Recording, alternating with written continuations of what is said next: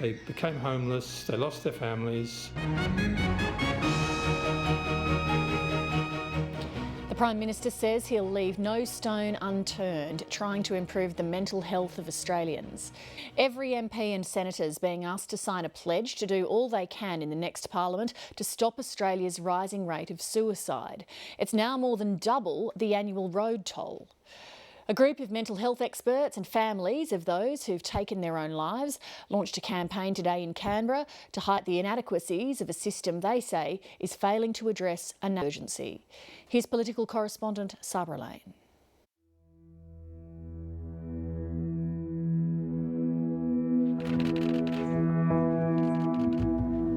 Okay, well, what a beautiful morning. The federal seat of Corangamite is home to the Great Ocean Road, one of the world's most scenic coastal drives. The electorate also harbours a dark secret. There is no doubt that mental health or mental illness has an enormous cost on our community. According to a new analysis released today, the federal marginal electorate has one of the highest suicide rates in the country. It's a huge challenge, but I can assure you my government is keenly aware of the issue of suicide and the issue of mental health overall. Look, this is a very heartfelt issue. I can assure you it's a tough issue. We will leave no stone unturned in our efforts to improve, protect and advance the mental health of Australia, the mental wealth of Australia.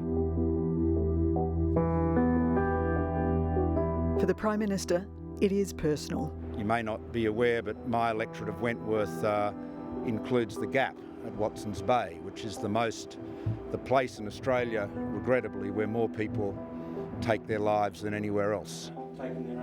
Today, a passionate plea as mental health experts converged on Parliament House to warn that millions of dollars of taxpayers' money have been spent on prevention policies that aren't working. Medicare has been a great system. The simplistic fee-for-service does not work in this area. Among the group, family members who've lost loved ones to suicide, some who've even saved children who've tried to end their lives. I hear often that suicide has this ripple effect, that it just goes, this little ripple for the rest of your life. Again, it's a fallacy. It's not a ripple, it's a tsunami. 7:30 met Carrie Kepper last year as she was grieving for her son, Chris. No one blames themselves because, like they say, depression is a disease. 21-year-old Chris Ball recorded this video for his family shortly before he took his life in 2014. I love you all. There was nothing you could have done. Kerry Kepper's adding her voice to the campaign to get every MP in the next 45th Parliament to pledge to make a difference, to stop the suicide rate from rising. Some signed up today. Because the thought of any other family going through what my family has been through and what my family continues to go through, and I dare say will forever, and not doing anything about it, I won't be able to sleep at night. This is what I have to do. And as probably crazy as it seems, Chris is right beside me going, "You've got this, Mum, go, do it." Everywhere the Prime Minister goes now, and the opposition leader, they will be asked about this issue. That is a massive problem for the youth. It's mental illness. Bill Shorten was asked about it at a recent town hall forum. He says it is a priority for Labor and asked the audience for a show of hands if they'd known someone who tried to take their own lives. Shit. That's amazing. I just got goosebumps then. The numbers are staggering. Between 8 and 10 Australians die every day at their own hand. It's estimated another 180 try, nearly half of them end up in hospital. In the 10 years to 2014, there was a 22% increase in the suicide rate, and that's despite more money being spent on preventative measures. Data released today examines 28 federal seats around the nation showing the suicide rate compared with the road toll. In Corangamite, Canning and Longman, the number who end their lives easily eclipses those lost on the road. In each electorate, the report highlights that thousands of people are in a state of high or very high psychological distress. It's the first time data's been broken down to show the impact of suicide in individual electorates. Those in highest stress are often experiencing the end of the mining boom or manufacturing downturn. We've seen this in North America and in Europe, where they failed to respond to actually what was happening in mining, manufacturing, other areas. We've seen suicide rates go up, particularly in men who've had limited high school education, who work in the trades, then lose their job or they lose their wife, they're under financial pressure. Suicide rates go through the roof. Professor Hickey sits on the National Mental Health Commission, which viewed suicide prevention policies for the Abbott government. It recommended the collection of real-time data. It also recommended 12 pilot programs be set up around the nation, similar to the NDIS rollout, to test new methods of early intervention, including the use of smart technology to connect those at risk with specialists. The government's taken a different approach, using primary healthcare networks. It will announce the lead locations soon. The opposition's committed to the trials, but is yet to unveil its policy. There's a genuine agreement in Australia that we should be reducing suicide by 50% over the next 10 years. The only way to get there is to focus on those regions with high rates and see significant reductions in those regions. So community by community, that can be achieved, but it requires investment. But it requires infrastructure, it requires monitoring, it requires real-time responses, and most of all, it requires leadership. This can happen to anybody. It doesn't matter how much money you have, it doesn't matter your status in life, it doesn't matter what you do or don't have. Mental illness does not discriminate. Sarah Lane with that report, and if that story has raised concerns for you, remember there is help available. You can call Lifeline on 131114 or Beyond Blue on 1300 224636. A squabble over spending is dominating today's federal election campaign. The government says there's a huge black hole in Labor's election promises, initially putting it at $67 billion. But under pressure to explain the numbers, the figure was revised to somewhere between $32 billion and $67 billion. While the government's criticism of Labor's spending is a constant, figures in this year's budget show the coalition's spending is also at historic highs. A short time ago, the Treasurer Scott Morrison joined me from Canberra. Treasurer, thank you for coming in. Thanks a lot, Lee. Good to be with you.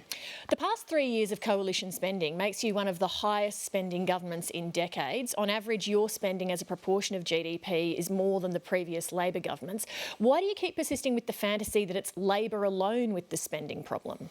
Well, a lot of the spending we're now engaged in, Lee, has been locked in over many years. I mean, particularly when you look at the National Disability Insurance Scheme. These were commitments that were made under previous governments and supported at a bipartisan level, and a lot of additional spending has been locked in. Now, our plan is to get that down to 25.2% as a share of the economy. That's what I outlined in the budget, and that's where we're heading. Our opponents in this election want to keep spending more. 25.2% is still pretty high spending. I think it's still too high, Lee, and I've made that comment before. And it's important that we continue to control spending going forward. Sadly, Bill Shorten just wants to spend like there's no tomorrow.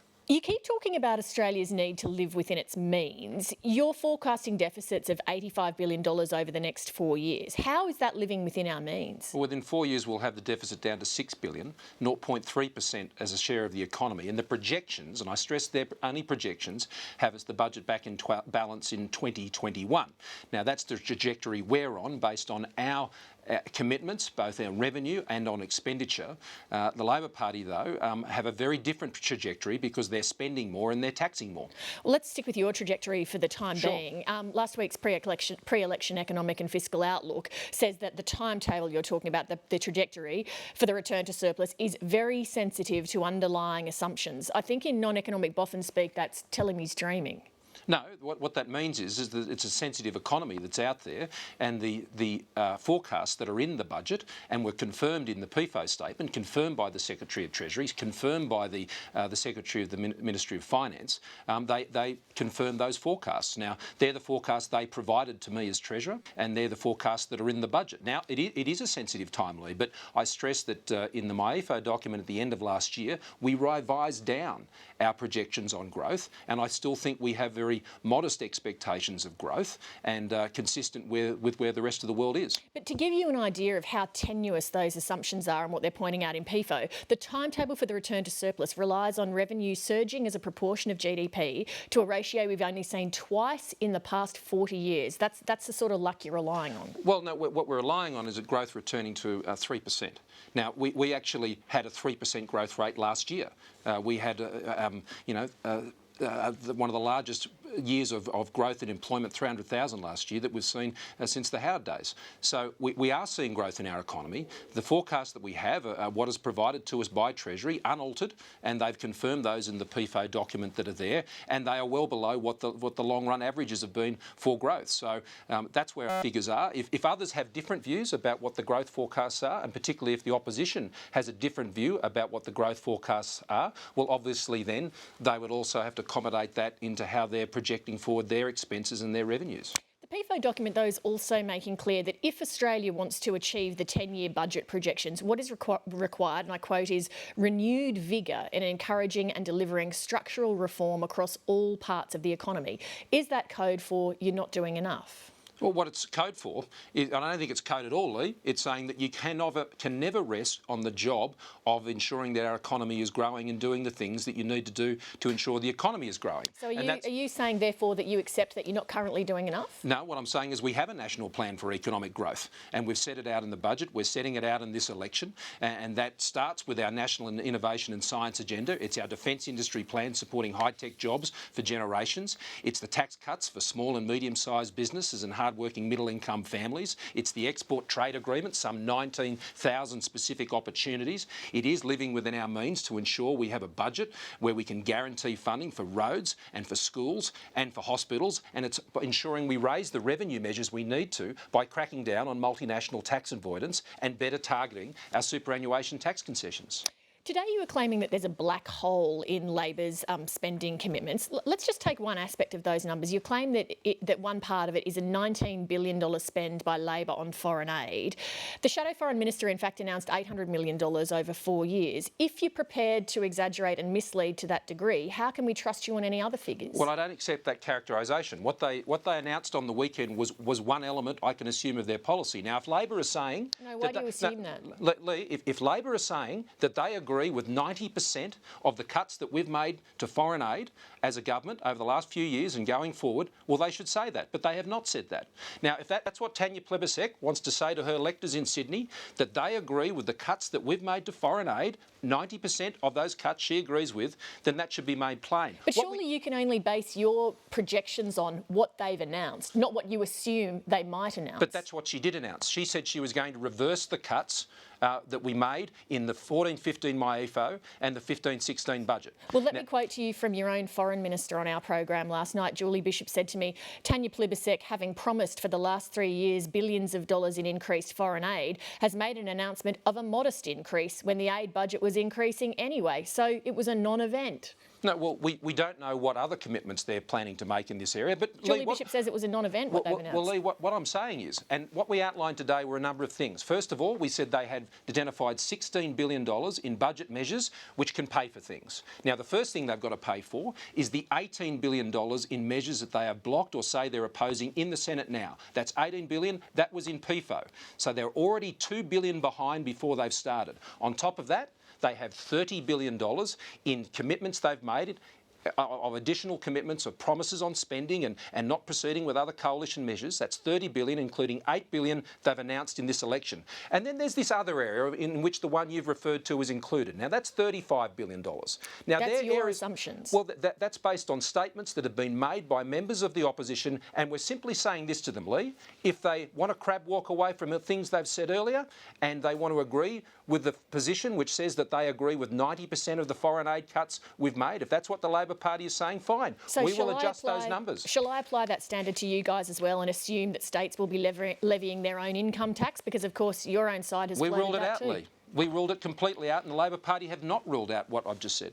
In a speech last week, the former Treasurer Peter Costello said regarding your $1.6 million cap on tax-free superannuation pension transfers that the government said, and I'm quoting him here, the government said 1.6 million was 4 times the age pension. This is on the assumption of a 5.5% return rate. That's what the government thinks you're going to get. Does it really think that? It's issuing bonds at 2%. So do you really think that? The calculations are based on a 25-year average earning of 3% above inflation. So 25 years. We don't set these measures for the next